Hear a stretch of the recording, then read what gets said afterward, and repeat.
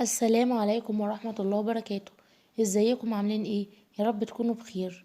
لو اول مرة تشوفوا فيديوهاتي اشتركوا في القناة وفعلوا الجرس علشان يوصلكم كل جديد. النهاردة ان شاء الله هنعمل الجبنة الموتزاريلا في البيت بطريقة سهلة واقتصادية جدا، ونتيجتها مضمونة جدا ان شاء الله.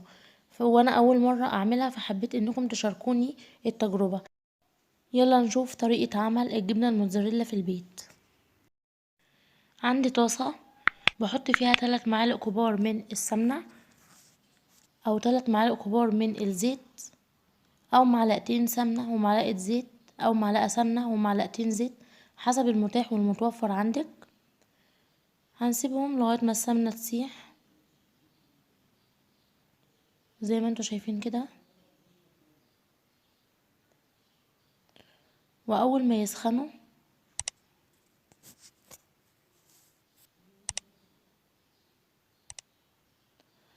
هبدأ انزل ب3 معالق كبار من الدقيق. هحط دقيق بنفس المقدار بتاع الزيت او السمنة، يعني لو ممكن تحطي معلقتين سمنة يبقى قصادهم تحطي معلقتين دقيق. هنفضل نقلب فيهم كويس كأننا بنعمل بشاميل بالظبط، بس احنا مش هنحمر الدقيق قوي زي ما بنعمل في البشاميل. هنقلبهم يكون كريمي زي ما انتوا شايفين كده.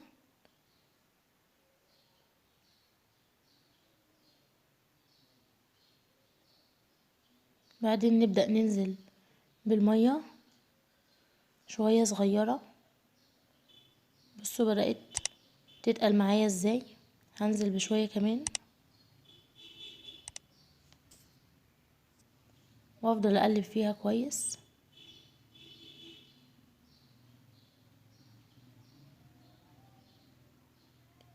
هنزل بالمية تاني واحاول ان اقلبها كويس عشان ما يتكتلش معايا الدقيق زي ما انتوا شايفين كده.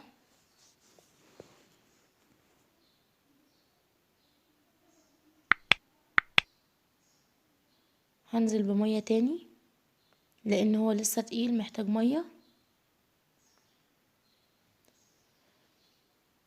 انا بعمل الوصفة دي معاكم زي ما انتوا شايفين خطوة بخطوة عشان الطريقة تبقى كاملة قدامكم. حطيت مية تاني هقلب كويس زي ما انتوا شايفين كده. بدأت تبقى كريمي شوية، بقاش فيها تكتلات ولا بقت تقيلة زي الاول.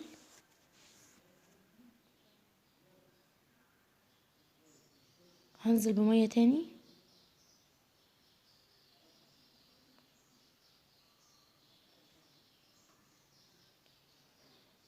انا ل3 معالق كبار دقيق حطيت كوبايتين مية. انت ممكن تستخدمي اللبن بدل المية وهيديكي نتيجة افضل بكتير، لان اللبن هيخلي قوام البشاميل يكون اتقل من المية. لكن انا حبيت ان انا اعملها اقتصادية واوريكي ان هي تنفع تتعمل بالمية وبتديكي نتيجة حلوة وبتبقى هايلة. وخليكي دايما برضو لما تيجي تعملي اي وصفة لاول مرة ما تكلفهاش كتير، علشان لو ما نجحتش معاكي ما تزعليش عليها او تبقي كلفتيها كتير على الفاضي. ودلوقتي البشاميل اللي بقى كريمي جدا زي ما انتوا شفتوا معايا وانا بقلبه. فهنزل بالجبن دلوقتي.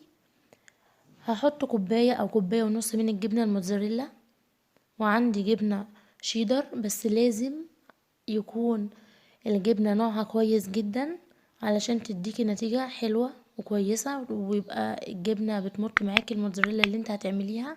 وهبدأ اقلب كويس في الجبنة، احاول ان اخليها تدوب وتسيح في البشاميل. ما شاء الله المطة بدأت تظهر معايا زي ما انتوا شايفين، والقوام نفسه بتاع البشاميل بدأ يتقل معايا.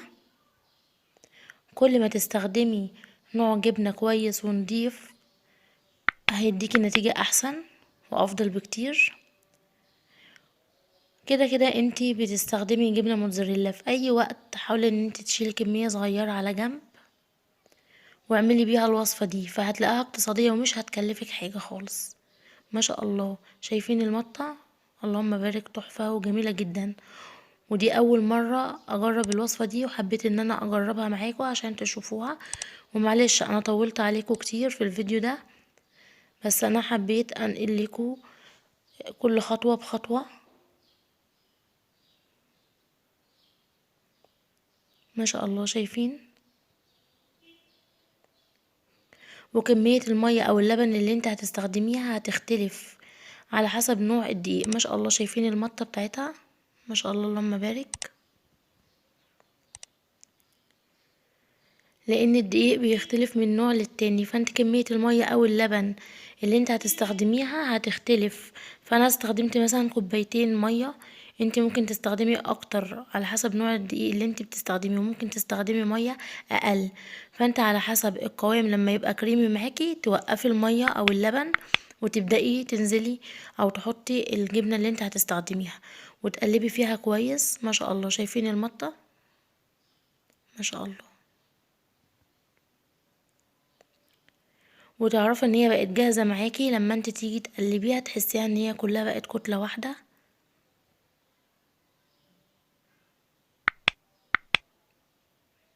ما شاء الله، شايفين؟ الطريقة دي سهلة جدا ومش هتكلفك اي حاجة خالص، وممكن تجربها مش هتخسري حاجة. وانا والله اول مرة اجربها قدامكم.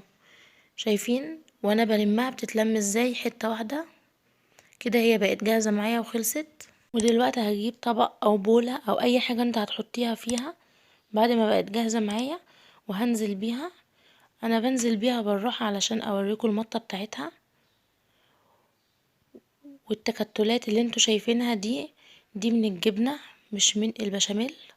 ما شاء الله، جميلة ازاي؟ شايفين المطة بتاعتها؟ ما شاء الله، اللهم بارك بجد.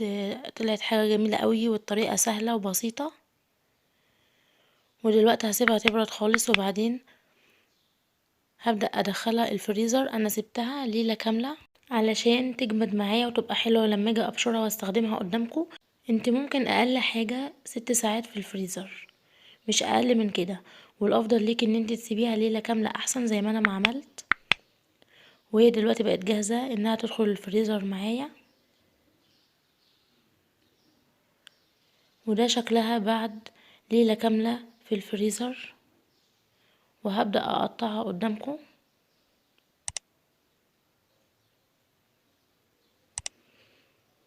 انا نقلت لكم كل الخطوات بتاعة طريقة عمل الجبنة الموتزاريلا في البيت، خطوة بخطوة، عشان ما تقعش منكم اي تكة او اي خطوة.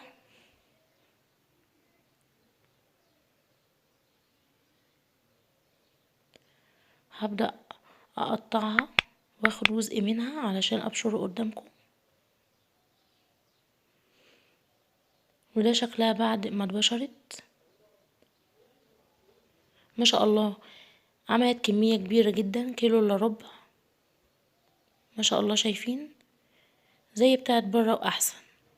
وان شاء الله هعمل لكم وصفة بيها، وهوريكم المطة بتاعتها انها زي بتاعت المحلات واحسن كمان. كفاية ان هي معمولة في البيت. لو عجبتكم وصفة النهاردة متنسوش تشتركوا في القناة وفعلوا الجرس علشان يوصلكم كل جديد.